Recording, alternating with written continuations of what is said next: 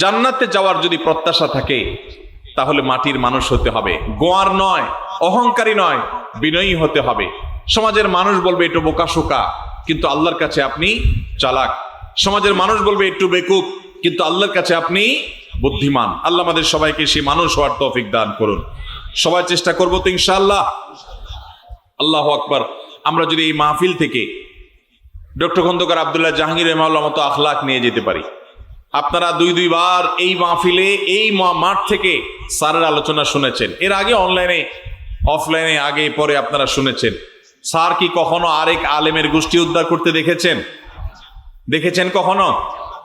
ভাইরা আমার, আমি আল্লাহর কাছে একান্তে কিছু দোয়া যখন করি, খাস খাস দোয়া কবুলের জায়গাগুলোতে আমার কিছু সিক্রেট দোয়া আছে আল্লাহর কাছে। এর মধ্যে একটা দোয়া হলো, আমি বলি আল্লাহ আপনি স্যারের মতো ওইরকম সরল সহজ, ওইরকম বিনয়ী, ওইরকম বিনম্র, উম্মার হিতাকাঙ্ক্ষী, উম্মার কল্যাণকামী, উম্মার ঐক্য প্রয়াসী, বিভক্ত উম্মাকে এক করার জন্য যার মধ্যে প্রচন্ড আকুতি ছিল, ব্যাকুলতা ছিল, অস্থিরতা ছিল, নিজস্ব কোনো মিশন নিয়ে উম্মাকে বিভক্ত করার চেষ্টা করেন নাই,